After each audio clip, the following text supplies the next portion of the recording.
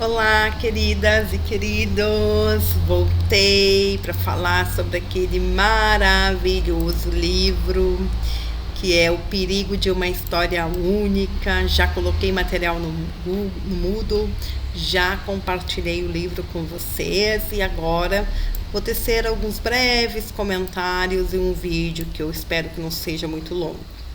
Eu quero então hoje falar desse pequeno livro, mas que não é tão pequeno, porque ele é potente nas ideias, né? Que é O Perigo de uma História Única, da escritora nigeriana, lá da Nigéria, a Chimamanda, né? Ngozi Adichie, é o sobrenome dela. Na edição brasileira, o livro é apresentado como uma adaptação da palestra que a autora realizou em 2009 e que se tornou bastante conhecida exatamente pela força e pela atualidade do tema. É um livro bem gostoso de ler e eu considero esse texto extremamente importante para que a gente possa pensar a diversidade e principalmente o papel da educação. Isso que Chimamanda nos apresenta perceber algo que muitas vezes acontece de forma muito silenciosa. Nós aprendemos a olhar pessoas, povos, culturas e territórios a partir de imagens simplificadas, incompletas e repetidas. E quando isso acontece, nós passamos a acreditar que uma parte da realidade é a realidade inteira. Inclusive, sobre isso, no primeiro vídeo, eu falei sobre a questão da anulação das particularidades. É justamente isso que ela chama, né, de história única. Ao longo do livro, a autora vai narrar experiências pessoais para mostrar como essa lógica opera. Ela mostra para a gente, nos conta, por exemplo, que quando ela era criança, ela lia muitos livros britânicos e americanos. E por isso ela começou a escrever histórias como personagens brancos, de olhos azuis, que brincavam na neve e falavam sobre o tempo, embora ela tivesse crescido na Nigéria, num contexto completamente diferente. Mais tarde, ela, ao adentrar em contato com autores africanos, ela percebe que as pessoas como ela também podiam estar na literatura, e esse deslocamento foi bem decisivo porque permitiu romper com a ideia de que só certos mundos mereciam ser contados. Esse ponto, para mim, é central para a educação. A escola, a universidade e os demais espaços formativos também contam histórias, né? E contam histórias não apenas quando ensinam literatura, geografia, português, história, mas também quando escolhem quais autores aparecem no currículo, quais culturas são valorizadas, quais experiências são consideradas legítimas, quais sujeitos podem falar em nome do conhecimento. Quando a educação trabalha com uma história única, ela reforça os estereótipos, né? Ela reduz sujeitos complexos a categorias fixas.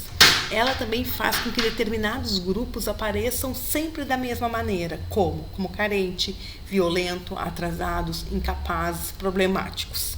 E isso tem consequência, e as consequências são graves e profundas, porque vai constituindo ou colocando as pessoas numa molda, né, numa forma, especialmente com relação à nossa formação, vai moldando, melhor dizendo, o nosso julgamento, comportamento, sensibilidade, até mesmo a nossa capacidade de reconhecer o outro como plenamente humano.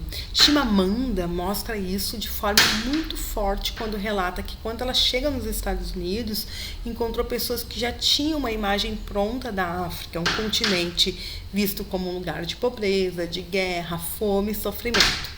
O problema, como ela mesma vai argumentar no livro, não é que esses problemas não existam na África. O problema é transformar isso na única narrativa possível.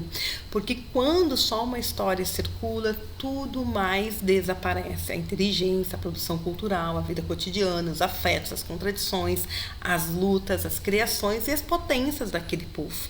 Do ponto de vista acadêmico, esse lugar, de onde ela fala e está no nosso texto, vai dialogar muito com os debates sobre representação, colonialismo, produção de estereótipos, relações de poder e a construção social da diferença. Há uma passagem muito interessante em que a autora afirma que não é possível falar da história única sem falar de poder. Ou seja, né, não basta perguntar qual história está sendo contada.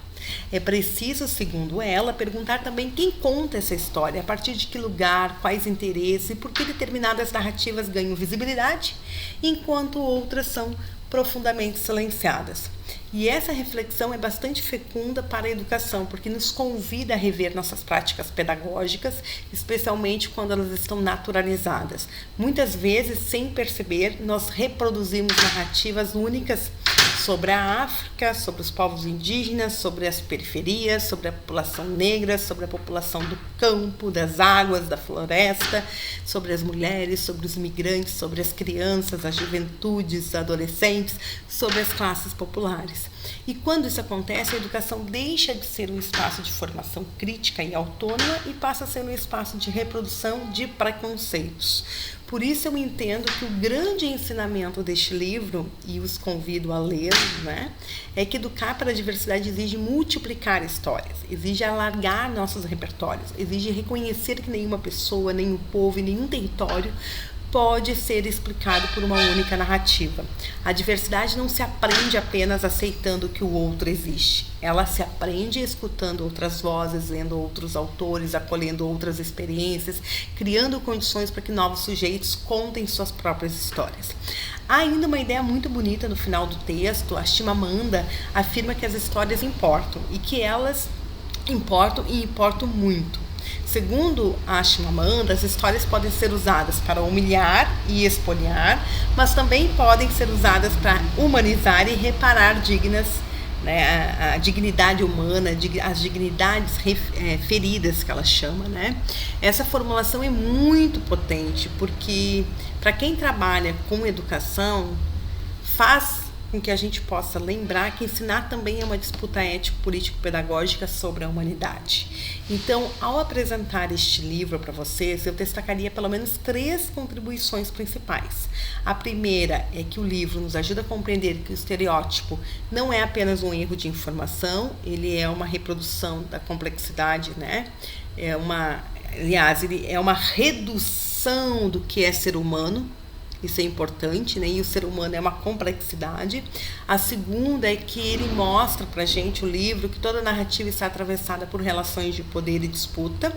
E a terceira é que o livro nos convoca como educadores e educadoras a construir práticas pedagógicas plurais, críticas, autônomas e comprometidas com a dignidade da pessoa humana, das diferenças, e por isso que eu diria que O Perigo de uma História Única é uma leitura fundamental para pensar a diversidade na educação.